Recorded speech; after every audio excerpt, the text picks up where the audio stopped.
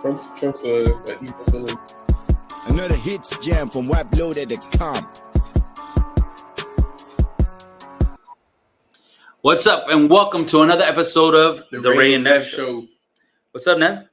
Good. What's up with you, man? Good, brother. Good. Hey, I wanted to kind of have fun with this. Because you have to try to make light of every situation, and I think that I wanted to have fun with it. I wanted to talk to our audience. Obviously, we talk real estate. We love real estate. Yeah. And we wanted today. I just felt like, as a shout out to my boy Jay, we wanted to appraise Mar-a-Lago. Appraise it? Let's appraise it, man. Oh, let's go ahead and look at all aspects of it. Dang, I'm over here paying my bills and stuff, and you want to appraise stuff. Let's do it. I want to appraise. Now, let me go ahead and give legal disclaimers. So we're not appraisers, so we cannot appraise it. So what we're going to do is we're going to do a market analysis, right? As realtors, we can do CMAs, which are market analysis on properties. And because we are realtors here in Florida, real estate brokers as well, we can do that. We legally can do that. So I'm going to do that. And we're going to go over some articles, and we're going to go over some of the things that were said in court in regards to the Mar-a-Lago property. And we're going to, probably, see if any of this is true. And if it's not, then, we'll let you, the real estate community and our fans out there and our audience decide what is true. Okay. Yep. Is that cool? Cool. All right, let's start it up. So let's talk about Mar-a-Lago. Let's go ahead and Nev, tell me a little bit. Give me some background, when it was built, what it is, and give me the breakdown of that. Crazy thing about Mar-a-Lago, it was built by a woman named, I don't know what her name is. It's Marjorie Merriweather Post. Marjorie Merriweather Post. Why does that Post name sound so familiar? Owner of the Post cereal company. No way. Yes. That's awesome. Yes. So she actually built this house when did with she build her it? husband in the 1920s. 1920s. Right? Mar-a-Lago. If you translate that to English, what does that come out to be? That's Mar to Lake. So that's beachfront Beachfront to the lake. Right? So it spans the entire width of Palm Beach. And it goes all the way to, let's see, what's the name of that lake that it ends at? Not really sure. Okay, it ends at Lake Worth Lagoon. Lake Worth Lagoon. So the whole width of Palm Beach, that's insane. That's crazy. Now, I bet you wouldn't even know how much you want to guess how much he paid to build that. I don't know. But you did tell me, so you don't want me to guess. All right, go ahead and tell him. Okay. Was it $7 million? $7 million. $7 million to build. 1920. Which is the equivalent of what? That's like $118 million today. So $118 million today. Yep. Well, that's weird. Yeah. That's weird because I'm reading this over here and it says, and this is a PolitiFact story. It says New York officials didn't value Mar-a-Lago at $18 million. A Palm Beach property appraiser did. So we're going to go and read through the story and look at this article and see what it's all about, right? It says New York officials did not determine the value of the former President Donald Trump's Mar-a-Lago estate in Florida. The property appraiser in Palm Beach County, where the estate is located, assessed the property and determined its value. In evaluating the property, Palm Beach officials account for Mar-a-Lago being a deed-restricted private club. Unlike a private home, the property's value is determined by the amount of income it generates as a club. Let's break that down. Great. There's multiple ways to appraise a house, right? And to determine the value of it. Correct. What's one way that you use? Well, there's the cost approach. Okay, explain that. The cost approach is basically you look at what the cost of building that home again, what it would cost to do it. And then based on that approach, that's one of the ways that you can appraise it. Yep, absolutely. What's another way you can appraise a property? Well, there's also the comparable approach where you actually look at properties that are like properties within the area, and you would appraise based on that. Okay, and then in the commercial market, commercial space, how would you find the value for, let's say, what's a building downtown? The Seacoast building. How would we find the value on that? So the way it would work, right? So depending on the business of the building, what are the businesses in there? What is it? What kind of tenants the building has, and based on if it's business related or what kind of tenancies it has, you have what's called a multiplier in the commercial space, right? Yep. So what happens is if the building has a particular income, if you're basing it on income of the property. The annual net operating income. Correct. So that annual net, and this is very important what you said. You said annual net operating income. Net, that means gross is already out the door, meaning they've already taken care of expenses. So net means this is profit. This is the pure profit coming in. So based on that, basically you would then have what's called a multiplier based on the industry, right? So if it's real estate industry, it may multiply between 3 and 4, maybe even as high as 5, depending in the area and depending in the state. In most cases, though, it will never go below a 3%. So 3 times. 3 times. Okay. So basically, you have the resale. So you use the comparables in area. Okay. The resale value of it, and then you have the reconstruction value. How much would it cost to replace it? Cost approach. Correct. Right, and then you will also have the net operating income, the annual net operating income to calculate it. With Mar-a-Lago, what makes that one so different from a regular home? Well, what makes it different from a regular home? First, it's a private club, so it's not a residence, right? So you're not comparing this to an actual home. So that would be step 1. Step 2 is that the home itself or the club itself, because of the way it operates, it only has one option to actually be appraised by, which is going to be the net operating income, right? So because of that, the only way we could even try to begin to find the value of this property is through going through that step. So let's go through that step together. All right, let's go through it together. So you would have to obviously use, how much money does this club bring in? First of all, before you go there, we have to debunk one thing here. Okay. So PolitiFact is incorrect. Okay. PolitiFact is incorrect. PolitiFact said that based on this, I'm going to read it again. It says that the property was assessed by a property appraiser from Palm Beach County, which means it's part of these are the appraisers that go out every year and they appraise the property and they give us a value based on their property appraisal. Okay. And then they said that they came up with the value of $18 million. So a property appraiser went out and said that this home is only worth $18 million. This public resort is worth $18 million. I have some other numbers we're going to add in, and hold on. And any smart person is going to be able to say that $18 million is just I not think the right my number. 13-year-old son will figure this out. So, but let's go there. So what I did was I said, okay, so this was done in 2023. This is when it was in court. So I wanted to make sure I pulled 2023's tax numbers. Okay. So I have the tax numbers here, and I don't want the audience to see me call it out. So I'm going to give this to you, and I want you to call out the tax number for 2023. So before I do that, explain what the tax number is. So the tax number is exactly what this is saying, that the property appraiser actually went out and assessed it, and they assessed it for $18 million, according to this, right? Okay. So what they're trying to do here, in my opinion, is they're trying to alleviate the court from any legal ramifications against them, because they're saying, well, we didn't make up the number. The property appraiser did. Yeah. And this is where... Are you telling me that they're charging him the yearly taxes based on an $18 million number? Or they should be? According to that appraiser. That is correct. Okay. So from what I see here, what they're charging him his annual taxes is based off of a $33 million assessment. Okay. So now it is a business. Just market value, $37 million. Now this is a funny number because I've never seen an appraiser appraise a home less than the just market value. Never in my life. And the just market value, just so we understand, for those of you who are not real estate agents or real estate brokers, that just market value is what they give the property based on what they have around and surrounding it. So when you look at that, that's something that you're going to see for yourself is just an actual number that they create for the area. Now, always remember this: property appraisers that work for the county, they're not going out there and actually going into the property, looking at, all the things that an actual appraiser would look at, like the details of the property, how much depreciation it has, and everything that goes with the property itself. So all they're doing is doing what we call the drive-by appraisal. They just drive by the property and just throw a number out there based on what the average in the community is. And that's what this is. Now, we pulled up 2023 because that's when this property or this case was in court. So when we looked at it, then now this is a fact check, by the way. PolitiFact is fact checking what actually happened and what was actually said, because the headline says New York officials didn't value.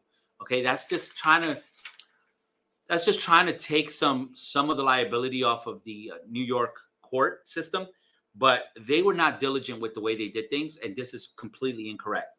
The property was not assessed at that price. Go ahead and give them the number again. It was assessed at what? It was assessed actually at $33 million. Now, let me ask you a question, Nev. Can you assess the property at $33 million but still sell it for more?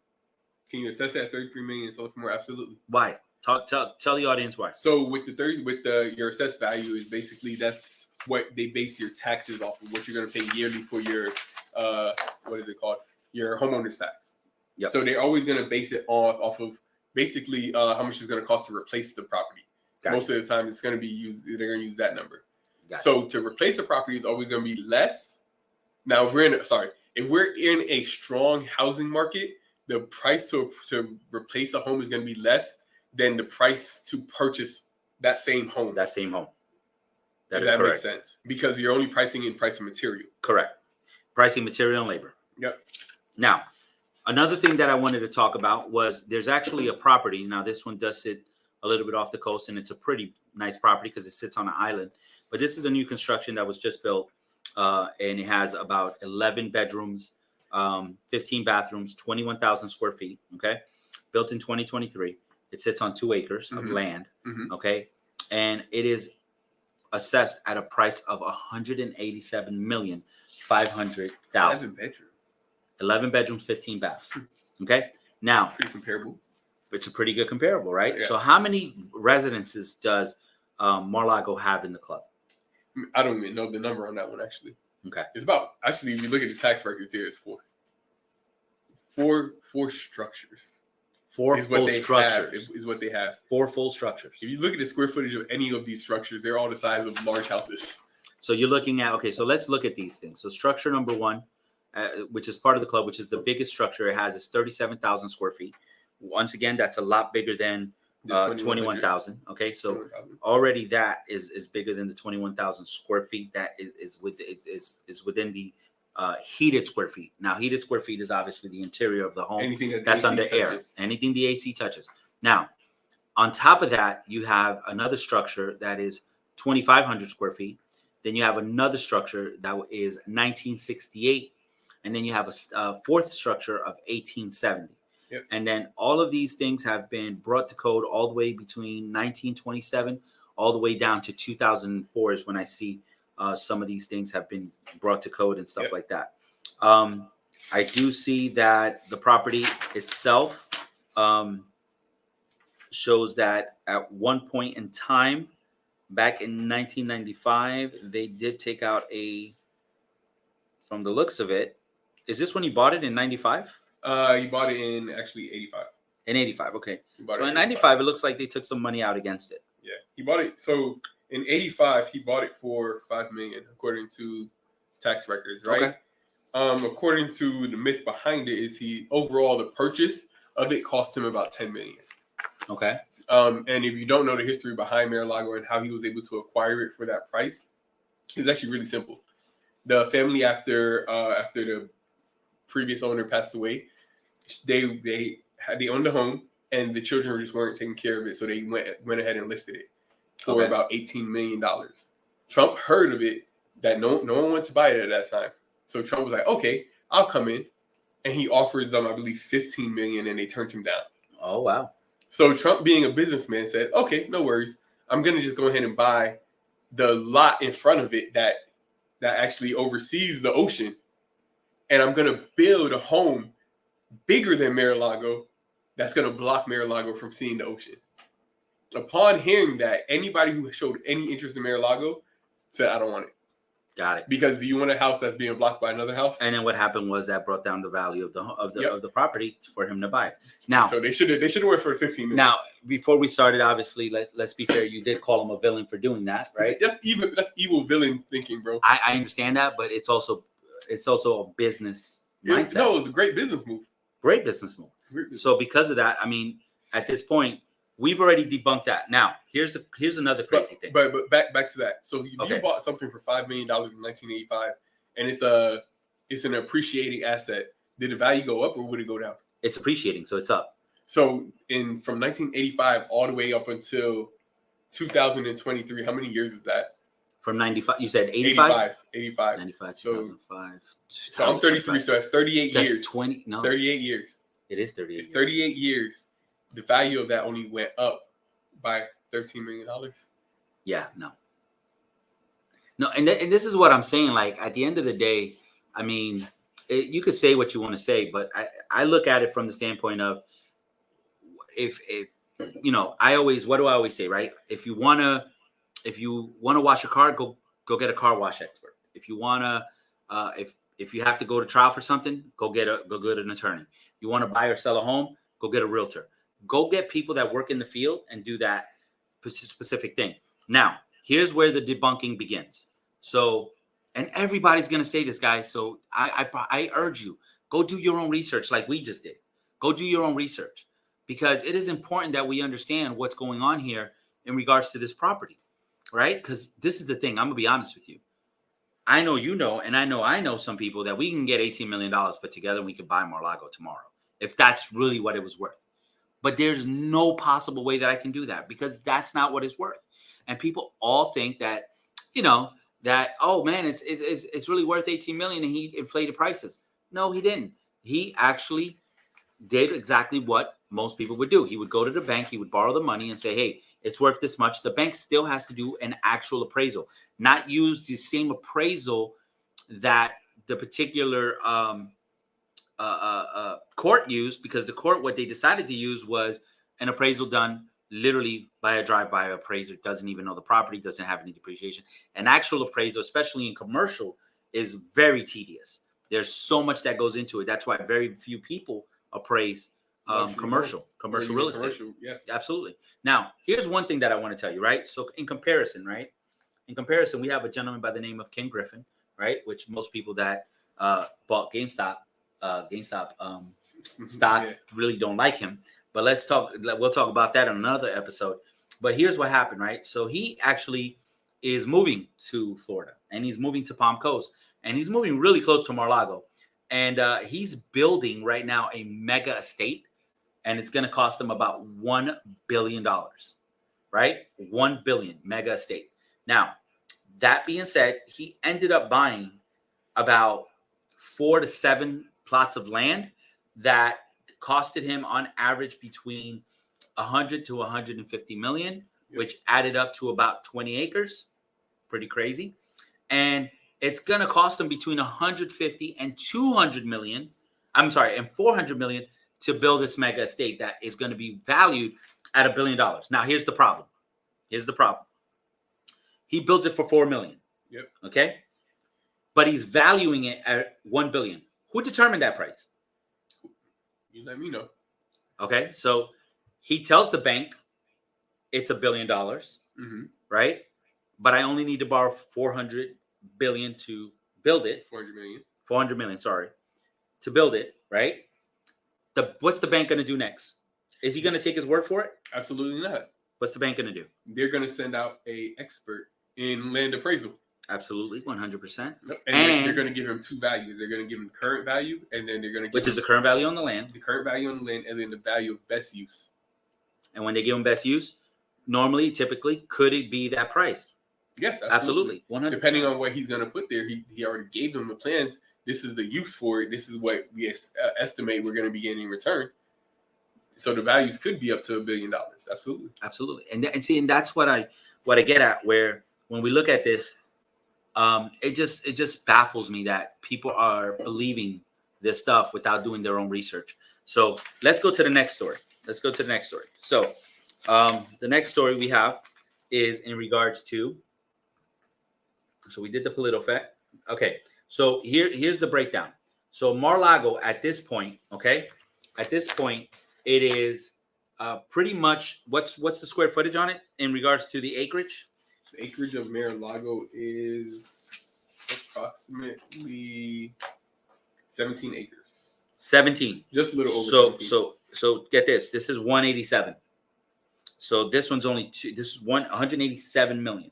Okay.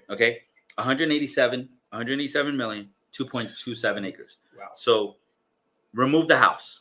Remove the house. How much do you think this is probably worth? Probably what? Like Land value? land value, yeah. I would say at least 30 million.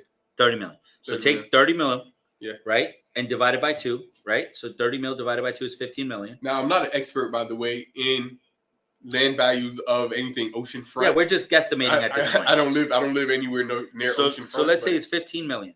15 million, right? So take 15 million. Okay, 15 and million. multiply that by 17 times 17. Yeah. So that's how much it would be worth without even having any property on it. Without even having any property on it, it's going to be worth 255 million. Okay, so far from the 18 million that they said. Now, once again, the courts didn't say it. The courts didn't say it. The ones who said it was the appraiser, supposedly, which right now, based on this document right here, as you guys can see for yourself, you will see that that is the actual number that the appraiser said. So the 18 million, what happens, and I hate this, Nev, man, because it happens not just in courts, but in everything people do, is everybody takes everybody's word for it, right? Yeah. So don't take people's words for it. This is public record. You can look it up yourself. Just do the research. All right. So now so right now we're at 255. Now let's talk about the compound. How many square feet? You said 37,000 square, right? Yep. So let's take this property, right? So take 187. Okay. Which Subtract the price? 30 million. Yep. Purchase price. 500. 187 million 500. 187 million 500. No, man. add 3 zeros. One more. There we go. All right. Subtract 30 million because that's the lot. Okay, we're at 157. All right. Now divide that by 21,400 to see what your square feet is. 21,400. 400. So we're at what, 7,300 square foot? 7,300 square. So multiply that by Mar-a-Lago's number. Times, what was that, 37,000? 37,000. So now add that to the 255 that we for the land. Oh yeah, forgot about that. Plus the $255 million, which was the land cost. Yep. So that's the estimated price that we think Mar-a-Lago is worth. 527, and that is a CMA, guys. That's just a regular CMA. Obviously, there's a bigger CMA that would be done because that's not net operating. Now, let's go with net operating. You said that 1 year it made about how much? 200 and what? So in the year of, and this was a standout year for the property. Okay. But in the year of, I might have actually read it wrong. So gross revenue, it had $29 million in the period of June in 2015. In June. 2015 to 2016, right? Uh-huh. $25 million in 2017 and $22 million in 2018. 22 million. Yep. So it makes about 22, yep. Right? So if you're doing net operating, right? And that's gross or? That would be their gross revenue. Gross revenue. So 22 million and then do a 10x on that is what? So we do 22 million. And multiply. Now the multiplier of 10x is we're going to go to the highest number. So that's the highest it would be able to cost. It would be 220 million in the net operating part. Now let's go back and let's do a 5x, which is exactly the lowest point that you can go through with a net operating. So 5x will put you at 110 million, far from the 18 million. Yeah. So at this point, can we say this is debunked at this point? I would think so. I would honestly, I would say so. Okay. Well, thank you so much for watching. We love that you guys are watching this video, thinking about exactly what we talked about. But guys, don't take our word for it, right? They should do their what? They should do their own. They should do their own research. Absolutely. And how long did it take us to do this research? Pretty quick, right? 20 minutes max. At max. So I'm telling you right now, go do your research. It took us 10 minutes to read everything. 20 minutes to pull out the important facts. Exactly. And that's how simple this is. It's not right. And I think this is gonna, this is one of the many things that are affecting our real estate industry. And a lot of people don't see the value in what we do. This is the value in what we do. We make sure things are done right. And we make sure that we take care of our customers the right way by knowing and having the knowledge on not only how to pull it, but how to interpret it. So that being said, thank you for watching. Now, do you have anything to say to the audience? I have nothing to say. Actually, Actually, yeah, go ahead and like and subscribe. Yeah, we just want to know, get the feedback, leave any comments. Give us some comments. Give us some comments. Even if you don't agree with anything that we said here. Yeah, absolutely. If you don't agree, leave us a comment. Let us know where we messed up, right? Let us know where we missed something, right? Because we want to go back and be able, and we'll go on another episode and correct it. Yeah. But as it stands right now, it has been debunked. The property is not worth $18 million, and nobody in Florida appraised it for $18 million. Now, if you find a document that shows that, please send it to us, put it in the comments below, and we'll go ahead and share that document with the rest of the audience and the rest of the community. Thank you so much for watching. Until next time, guys. I'm out.